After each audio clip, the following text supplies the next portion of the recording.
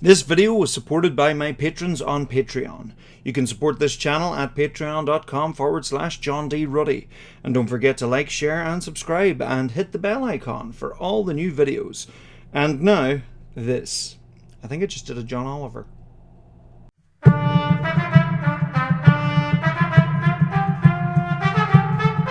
Manny Man does history. Saint Columba, or Columkill, was a very influential monk in Irish, Scottish, and indeed in many ways European history. History from early medieval times can sometimes be muddy, with details varying from source to source, with old legends and local traditions often getting mixed into the mainstream narrative. So, of course, it's always good to take certain details with a pinch of salt. Most of what we know about Columba we know from the biography written by Adamnan, who was born 2 decades after Columba's death. Early medieval Ireland saw the arrival of Christianity with St. Patrick in the 5th century. Over the next 100 years, Christianity would take hold across the island. In the northwest, in Tyrconnell, in a little place called Gartan, a boy called Creavan was born on the 7th of December 521 to noble parents. His father, Phelemy, who was descended of the great O'Neill chieftains Conall Gulban and Niall of the Nine Hostages, and his mother Ethna, who was a princess from Leinster, apparently. Growing up, the boy was fostered with the abbot of close-by Temple Douglas, whose name was Cruachnachan, and with this religious influence, Creavan travelled to Moville in what is now Newtownards to study the priesthood under Finian of Moville. It was here that Creavan probably gained the nickname Colum Nicilla, meaning Dove of the Church, Columba being a Latin form of the name.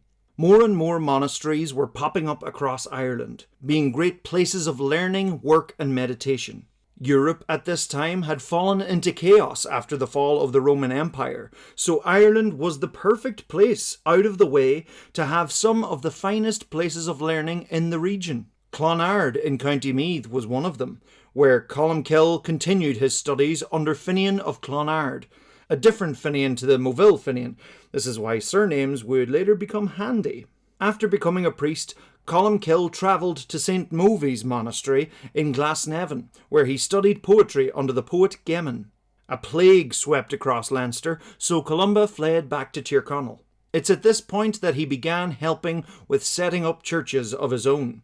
Most notably, to begin with, around 546 on the west bank of the River Foyle, later to become known as Derra Columkill, Derra meaning Oak Grove, later to be known as Derry, or Londonderry, depending on who you ask. Columba would travel the country, establishing churches all over the place. Columba was a very skilled scribe, working on many highly detailed and beautiful manuscripts.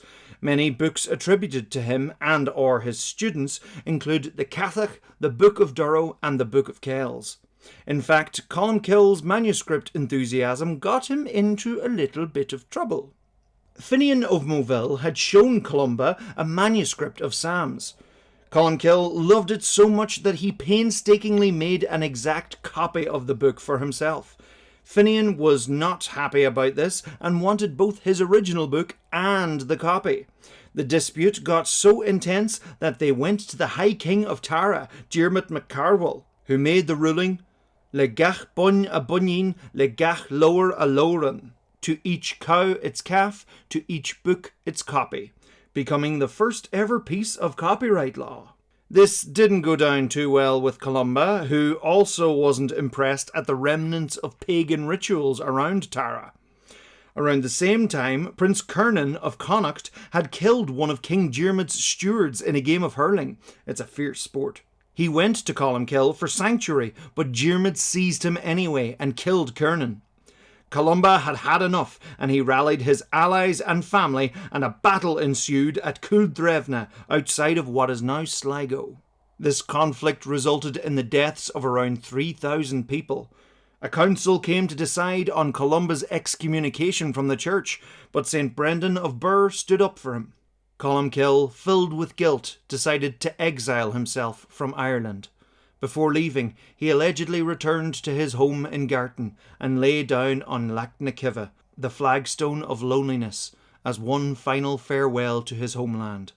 Columba vowed to never lay eyes nor set foot on Ireland ever again, so he and 12 of his followers settled on the island of Iona off the coast of Scotland, out of sight of his homeland.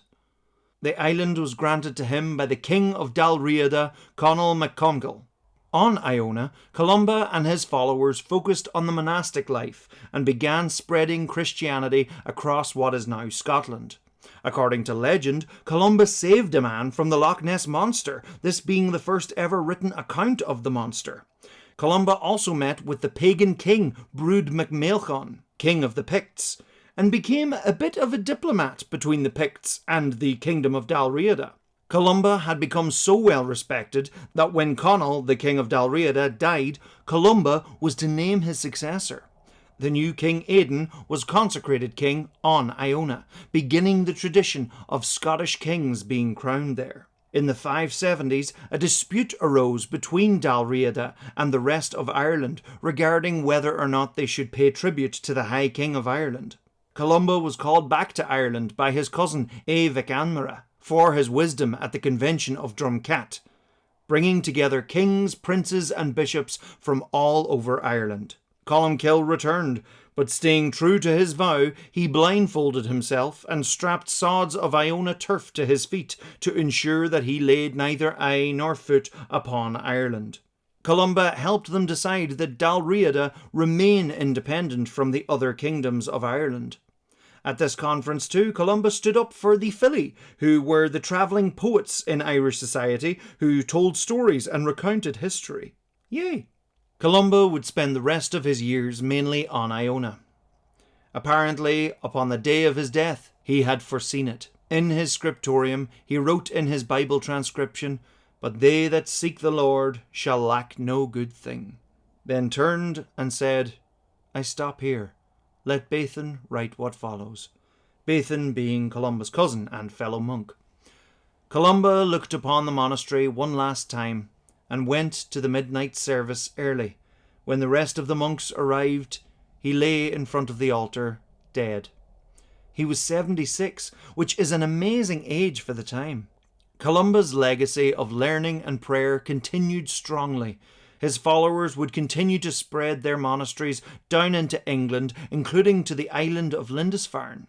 Many Irish monks took it as their mission to re-educate a lot of Western Europe, bringing books and learning back into the warring kingdoms of France and beyond. Along with St. Patrick and St. Bridget, St. Columba, or Columcille, is one of the 3 patron saints of Ireland. We remember him this year, especially being the 1500th anniversary of his birth.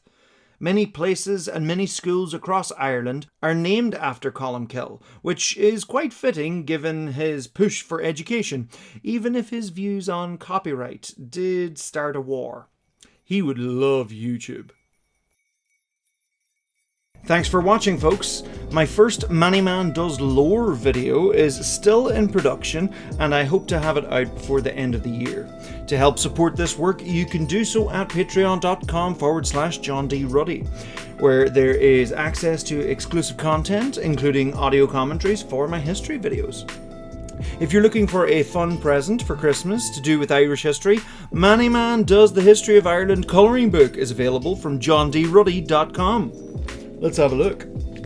So yeah, it's wonderful. It's nice. It's A4 size. I don't know how that translates in North America, but it's A4 size. It's this size. And inside there are, shockingly, colouring sheets. Pages to colour. Starting from the Stone Age, going all the way up through. You know how much I love timelines. It goes all the way up through. Like here's early Christianity, the Vikings, the Normans, Ireland and the Tudors, the Flight of the Earls, Ulster Plantation, Cromwell. Oh, what a wonderful point in Irish history. The Gaelic Revival, Home Rule, World War I, the Easter Rising, War of Independence. There's loads of stuff. I'm sitting there, kind of just half showing you, but I suppose that's the idea. I'm half giving you an idea of what it is. See, look, there's the Irish Civil War. Ooh. So there's loads. They're really, really detailed, so there's plenty of colouring to do. Yeah, it's a wonderful Christmas present for child or adult alike, because you know what they say, with all those colouring books, for relaxation and mental health and all of that. So yeah, check it out. It's great. It's €5. It's easy. Happy Christmas. There are other books available, such as Manny Man Does the History of Ireland and Manny Man Does Revolutionary Ireland. They are available online through Guild Books or in any good bookshop. And of course, don't forget to like, share and subscribe and hit the bell icon to keep updated with all the new content, including Monarchs of England Part 3, where we'll begin to explore the 100 Years' War. And I was not intending that to rhyme, but it did, so hey. Thanks as always to my Patreon supporters.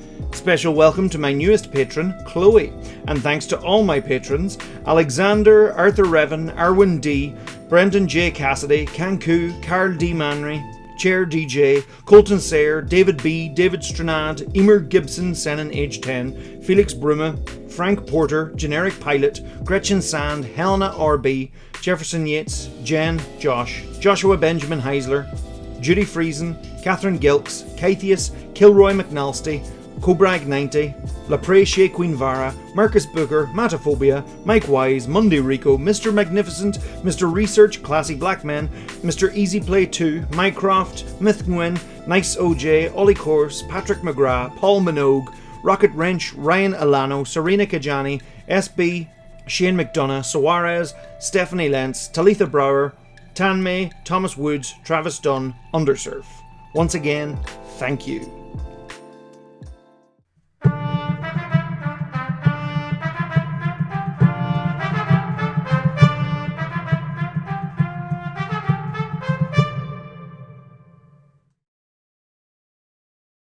Ba-bum.